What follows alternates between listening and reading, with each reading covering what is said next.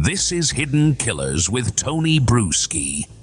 Ever watch someone take the stand in their own suppression hearing? It's kind of like watching someone jump into a shark-infested water without a cage. Either incredibly brave or just plain reckless, depending on how you look at it. That's exactly the gamble Stephan Sterns made. Yes, Stephan Sterns, the person who was sexually assaulting Maddie Soto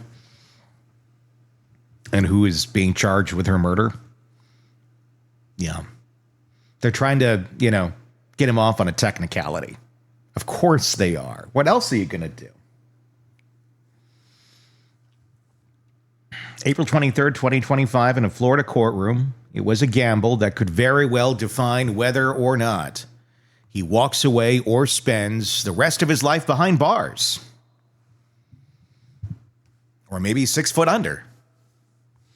But before we get to that high-stakes moment, let's rewind just a bit to set the scene. It's April 22nd, a sunny Florida morning in Osceola County. Sunshine is bright. Tulips are blooming. Inside, the tension thick enough you could practically feel it pressing against your chest.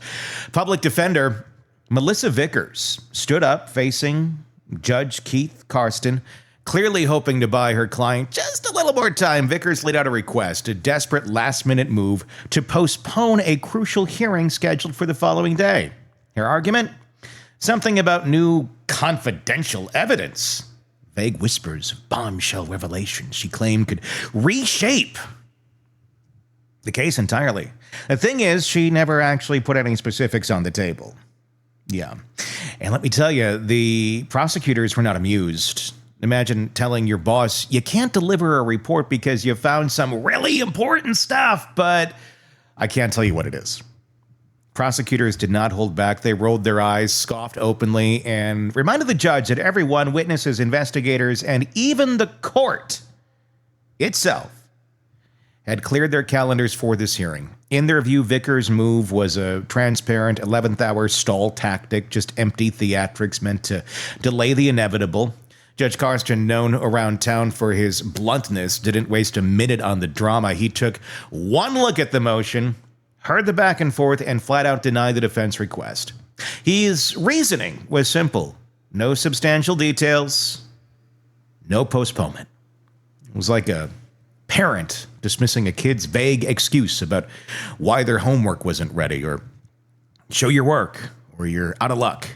The judge wasn't buying it, and everyone in the courtroom knew it, so the hearing was still on, no matter how unprepared the defense might have felt. So fast forward to April 23rd, bright and early, everyone reconvened. If you thought things were tense that day before, this was a whole new level. The suppression hearing. It's a critical crossroads, centered entirely on the contents of Stephan Sterns' phone. On the line was whether jurors would oversee evidence prosecutors called devastatingly incriminating. The kind of evidence that could sway a jury from uncertainty to absolute certainty. And now here's where Sterns himself decided to step into the spotlight. Because he's a wise man, old Stephan, isn't he? Usually, defendants avoid testifying. It's risky, it's unpredictable, it's a huge gamble, but Sterns took the plunge. He sat calmly in the witness stand, determined to tell his version of events, his story. It went something like this. You ready? You ready for the version? Detective asked him about his phone shortly after Maddie Soto went missing. And according to Sterns, he thought they only wanted a quick peek at his Google Maps history. Nothing else, just directions, whereabouts, basic stuff, innocent stuff, right? You're not going to look at anything else on the phone, right? But the reality, or at least the prosecutor's version, painted a starkly different picture. The detectives who testified at the hearing insisted Sterns had given them much broader permission, willingly unlocking his phone and standing right next to them as they scrolled through files. Sterns wasn't oblivious. He was fully aware of what was happening. Prosecutors argued. To them, this wasn't about limited consent or confusion. It was about Sterns confidently believing he'd already erased any evidence of wrongdoing. See, right before detectives got hold of the phone, Sterns had performed a factory reset, a move the defense eagerly pointed to. From their perspective, this reset meant that police had no valid emergency to justify digging deeper without a warrant. Okay. That's nice that you came up with that. Doesn't mean it's true. Imagine trying to put out a fire that's already burned itself out. It just didn't make any sense, they argued. Extingent circumstances, legal jargon for urgent enough to skip the warrant, simply weren't there, they say. Any urgency police felt had vanished the second Sterns wiped his phone clean. Prosecutors fired right back, though, insisting the factory reset actually proves Sterns' guilt and his awareness that his phone was loaded with evidence he didn't want anyone to find. The prosecutor, Sterns wasn't some innocent guy confused by police requests. He was a clever manipulator who had deliberately tried to erase his tracks and then pretended ignorance once confronted. The courtroom back and forth was sharp and intense, with defense attorneys trying desperately to frame Sterns as a victim of aggressive police tactics, while prosecutors painted him as a calculating, deliberate predator who knew exactly what he was doing, which the latter is the one that's true. Both narratives played out passionately, and both sides seemed convinced that their story would sway Judge Karsten's decision. Judge Karsten himself listened intently, carefully, jotting notes, leaned forward occasionally to clarify key details. The entire courtroom watched his reaction, searching for any hint of which way he was leaning. But Karsten remained poker-faced, refusing to tip his hand. And then in a moment that seemed to catch everyone slightly off guard, the judge decided he wouldn't issue an immediate decision from the bench. Instead, he announced he'd take time to consider everything carefully and would release a written ruling later. It was a courtroom equivalent of hitting the pause in a movie right at the climax, leaving everyone hanging in suspense. This unexpected decision didn't just delay clarity, it rearranged the entire calendar. The SA trial that was supposed to kick off soon now had to wait until July 2025. Both sides were forced to recalibrate, wondering if the evidence they'd counted on would even make it into court. And the criminal trials like this, evidence isn't just important, it is everything. So as everyone filed out of the courtroom, questions hung heavily in the air. Had Sterns' gamble paid off? Or had he just given prosecutors even more ammunition against him? Had detectives been careful enough, or had they risked the entire case by rushing the search without a warrant? Outside under the bright Florida sun, reporters speculated, lawyers strategized, and the community waited anxiously. Judge Karsten had placed the case into legal limbo, promising a decision that could reshape the entire trial. And while waiting might seem simple enough, in a case like this, every day that passes ratchets up tension and stakes even higher. In the background lingered the gravity of what prosecutors allege was found on Sterns' phone. Terrible images, horrifying videos, notes that chronicled acts that left even seasoned investigators shaken. Him with little Maddie, who wasn't even 13 at the time. She had just had her birthday. And then was killed. But prior to that, for years, that guy right there was essaying her. That's why we have the sign. Stephan Sterns, just kill him already. It seems like a fitting, thing, considering there's photo evidence of him doing that with a child. It's cool with me. Take him to the woodshed. Yet, whether a jury would ever see this evidence now rested entirely in the hands of the judge, who chose deliberation over impulsive judgment. The suppression hearing wasn't just a courtroom showdown. It was the ultimate battle for control over a narrative that could mean life or death for Sterns, justice or heartbreak for Maddie's family, and a reckoning for a community left reeling. It's a decision that is going to have big effects on this trial.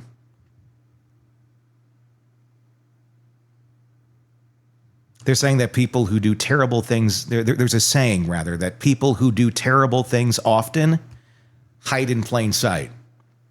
Makes you feel comfortable, doesn't it? Blending effortlessly into the fabric of everyday life, which is probably true. Stephan Sterns was no different, at least according to prosecutors. When the details of his alleged crime surfaced, the community that once trusted him was left staring blankly, wondering how they'd missed something so horrifying happening right under their noses. The guy worked at Disney for a while. Yeah. To understand why the evidence from Sterns' phone was such a lightning rod in the courtroom, you have to first understand exactly what prosecutors allege they found on it. We're not talking about minor infractions or misunderstood actions here. We're talking about methodical, deliberate, years-long abuse, crimes carefully and meticulously documented in haunting detail for his pleasure. The story investigators tell starts years earlier, long before Maddie Soto was tragically taken from the world. They allege Sterns spent significant time carefully and deliberately grooming Maddie, ingraining himself into her life, positioning himself not as a predator, but as someone she could trust, someone who genuinely cared. Sterns, according to prosecutors, was an expert manipulator. He built a web of emotional dependency around Maddie, slowly eroding any boundaries that might have protected her, and her mom looked the other way. Investigators describe Maddie as trapped in a calculated web spun so delicately that no one noticed until it was too late, or they were too ignorant. Authorities say Sterns documented his abuse meticulously, storing explicit photographs and disturbing videos. They describe the evidence as graphic, detailed digital accounts capturing moments so unsettling that seasoned investigators, even they said this is like the worst of the worst. Alongside these explicit images and videos, prosecutors reportedly found carefully annotated digital notes. Sterns, they say, didn't just document his alleged acts or twisted personal reasons. He categorized them, obsessively organizing and indexing everything like some grotesque archive. Wasn't impulsive, nor was it sporadic. According to investigators, it was a cold, deliberate collection, a systematic record of cruelty. For Maddie and her family, Sterns wasn't just another person in the community. He was someone they trusted implicitly. He'd successfully portrayed himself as a caring, even protective person, which is precisely why his betrayal cut so deep. Family friends say he was often there during critical moments, always eager to lend support or advice, a steady figure whose presence seemed reassuring rather than suspicious.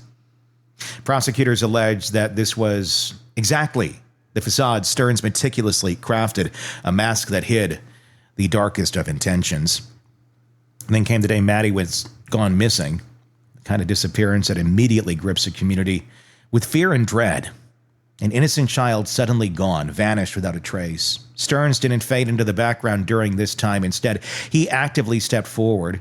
According to investigators, he inserted himself directly into search efforts, speaking openly with media, portraying himself as a concerned and heartbroken member of the community, and he talked a lot like this with a crack in his voice, almost reminiscent of Bill Clinton back in the 90s, you know? It's kind of like how I did that impression back then. It was very similar to that. Sterns' public demeanor during those frantic initial days was convincing, well, at least to some. So convincing that many initially viewed him as one of the most committed volunteers working tirelessly to find Maddie. Unless, of course,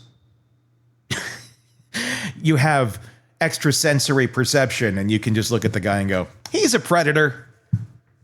Which I think most of us actually did. I mean, come on. He's either a predator or a member of the Doobie Brothers in 1978. One of the two. But both cannot be true at the same time. But beneath the surface, prosecutors against Sterns, were desperately trying to control the narrative, even as he stood among concerned search parties, even as he spoke eloquently to local reporters about the pain Maddie's family must feel in this tone. Investigators claim Sterns knew precisely what had happened. Authorities now accuse Sterns of orchestrating Maddie's disappearance and murder, an act that they say was carefully planned and coldly executed, designed to permanently silence his victim and conceal his alleged abuse. Maddie was getting to the age where she's going to start speaking out. And if she starts speaking out against you, that's not going to end well. So, like any true narcissist would do, he eliminated the problem. When Maddie's body was tragically discovered, the collective heart of the community broke. Investigators immediately pivoted their attention to Sterns, his proximity, his overly eager participation, his carefully constructed facade, all these factors combined to raise suspicion. Slowly, the supportive community Sterns had cultivated began to crumble around him, replaced with uneasy whispers and mounting accusations. One of the critical turning points came when authorities began closely examining Sterns' digital footprint. When detectives seized his phone, prosecutors claimed Sterns immediately attempted to cover his tracks, hurriedly performing a factory reset in an attempt to erase any digital evidence that could tie him to the crime. Yet investigators were able to recover a treasure trove of data anyway. Images, video, texts, and notes that painted the disturbing, clear picture of Sterns' alleged abuses and manipulations. They weren't isolated incidents or occasional actions. Prosecutors characterized Sterns' behavior as a pattern of persistent and calculated evil. They use the word evil when he carefully concealed behind him. Concealed it with charm, trust, and outward decency. Precisely because Sterns appeared so outwardly normal to some, prosecutors say that his alleged crimes feel particularly chilling and unsettling. The community's initial disbelief soon gave way to the grim realization of betrayal. Sterns carefully crafted that image, and it dissolved very, very quickly. With a wealth of digital evidence in hand, prosecutors made the bold and resolute move, announcing their intent to pursue the death penalty. It's a clear sign of how seriously they viewed these crimes, how deeply the acts had shaken investigators, the community, and Maddie's grieving family. Authorities argue that Sterns didn't merely commit murder, he committed calculated, premeditated acts of cruelty designed to erase any trace of his alleged wrongdoing, hoping perhaps that the digital reset of his phone would also reset the truth. That's not how it works, though. Now, as Sterns faces the courtroom, the stakes are as high as they come. Each decision made by the judge, particularly regarding whether jurors will see the critical digital evidence, could drastically shape the outcome of the trial. This is where it's important to do things correctly, do things in the right order, because it's up to a judge whether that information can be allowed into trial. At the end of the day, it's pretty damning. It could very likely get him the death penalty, and let's hope to God it does. Or it could be looked at as a procedural misstep where certain evidence doesn't make it into court, like all the damning stuff. It'll make it. But that certainly won't stop it from being a potential avenue for appeal, which he will inevitably repeal when found guilty. Because there's no way he's not going to be found guilty. I actually wonder if it will even make it to trial. This seems like one of those cases where it's going to be just plead out and we won't kill you. Or if you go to trial, you're probably going to get killed. For prosecutors, it's about delivering justice for Maddie Soto and her family. For Sterns, it's a fight for his life, trying to suppress evidence that prosecutors say proves irrefutable proof of his guilt. What will happen next? That is the big question. And it's going to happen with Mom, Jen Soto. A lot of questions about Mom. She's never been charged with anything, claims that she had no idea these things were going on, despite encouraging them to sleep together. But she hasn't been charged. Jen Soto. It's a lovely mom. Was she that ignorant? Was she that stupid? That she just couldn't contemplate something like this happening with her daughter? Or did she just not want to deal with it? It's too much. I got too much going on myself. I don't want to, deal with my daughter being essayed by my boyfriend. Or she really relished the attention that Stephan gave her and held that in higher regard than the well-being of her own daughter. I'm going to go with B. I'm going to go with B. That's just my opinion, but I'm going to go with B. What she has provided to the prosecution, we don't know yet. All I can do is hope and pray that she provided a lot of information. And maybe that's why she's not been arrested yet.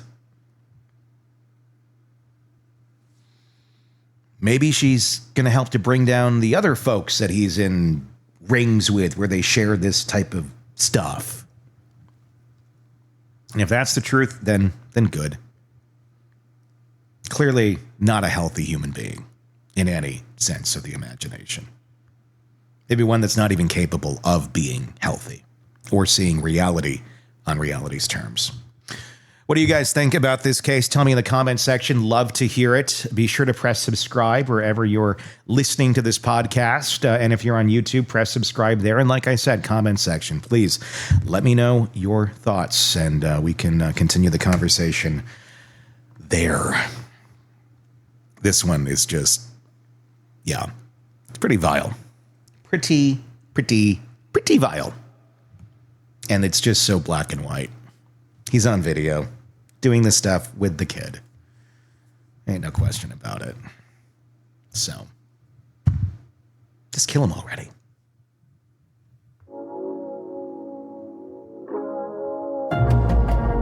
Craving non-stop true crime updates? Press subscribe now and get the latest cases, analysis, and expert commentary delivered straight to your feed. Only from the Hidden Killers podcast and True Crime Today. The Smiths thought they found the perfect babysitter. Sweet, responsible, a glowing recommendation from the neighbors. She had a way with kids. Calm, patient, always smiling. But what the Smiths didn't know was that their perfect babysitter had been using that same glowing reputation to slip in and out of homes for years, quietly collecting little trophies from every house she entered. Bracelets, photos, sometimes something even more disturbing.